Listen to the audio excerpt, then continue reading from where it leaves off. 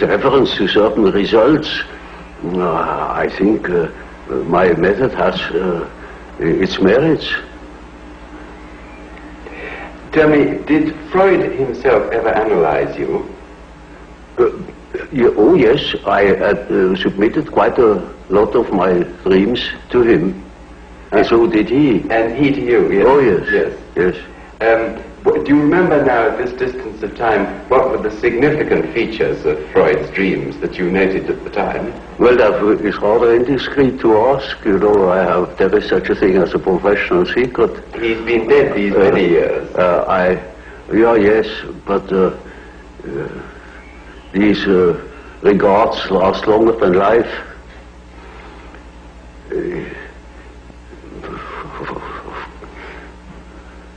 I prefer not to talk about it.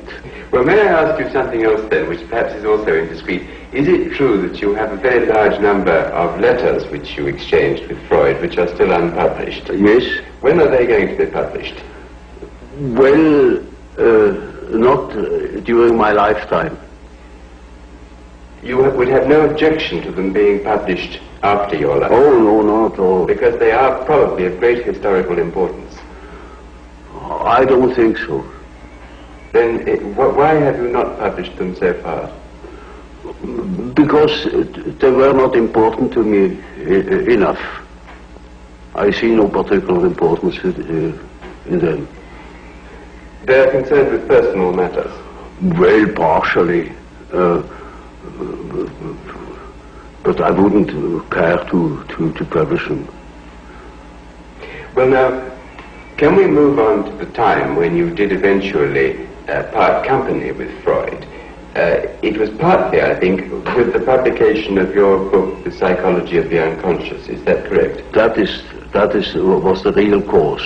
Well, now, before you... Oh, I mean the final cause, because it had a long preparation. You know, from the beginning I had a reservatio mentalis. I couldn't agree with quite a number of his ideas. Which ones in particular? Well, chiefly his purely personal approach and his disregard of the historical conditions of man. You see, we depend largely upon our history. We are shaped through education, through the influence of the parents, which are by no means always personal. They were prejudiced, or they were influenced by historical ideas, or what I call dominance. And that is a most decisive factor in psychology. And we are not of today or of yesterday. We are of an immense age. Was it not partly your observation, your clinical observation of psychotic cases, which led you to differ from Freud on this? It was partially my experience with schizophrenic patients that led me to the idea of certain general historical conditions. Is there any one case that you can now look back on and feel that perhaps it was the turning point of your thought? Oh yes, I made quite a number of experiences of that sort, and I went even to Washington to study Negroes at the psychiatric clinic there in order to find out whether they have the same type of dreams as we have. These experiences and others led me then to the hypothesis that there is an impersonal stratum in our psyche. And I can tell you an example. We had a patient in the ward. He was quiet but completely dissociated, schizophrenic. And he was in the clinic already for over 20 years. He had come into the clinic, as a matter of fact, being a young man, a little clerk, and did no particular education. And once I came to the ward, and he was obviously excited and called to me, took me by the lapel of my coat and led me to the window and said, "Doctor, now Now you will see. Now look at it. Look up at the sun and see how it moves. You see, you must move your head too, like this, and then you will see the follows of the sun. And, you know, that's the origin of the wind. And you see how the sun moves as you move your head, from one side to the other. Now, of course, I didn't understand it at all. I thought, oh, there you are, he's just crazy. But that case remained in my mind. And 4 years later, I came across a paper written by the German historian Dietrich, who had dealt with the so-called Mitras liturgy, a part of the great Parisian social papyrus. And there he produced a part of the so-called Mitras liturgy.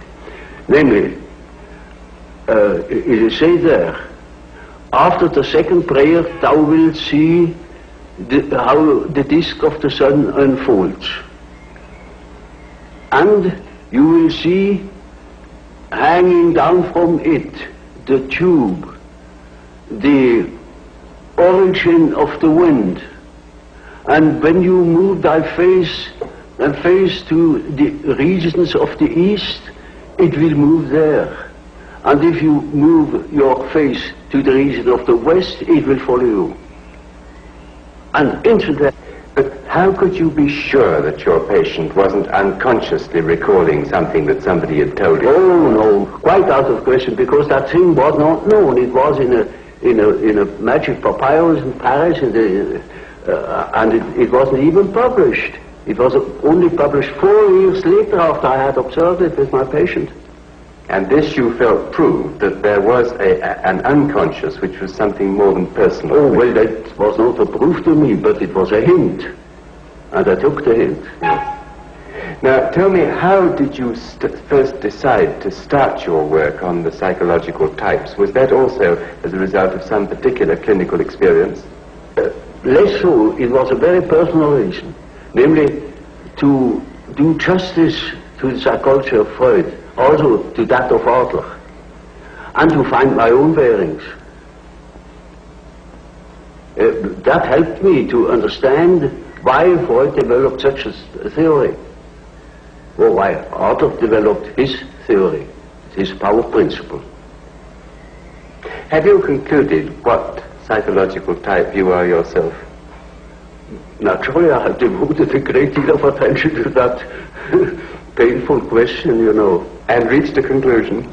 Well, you see, the type is nothing static. It changes in the course of life.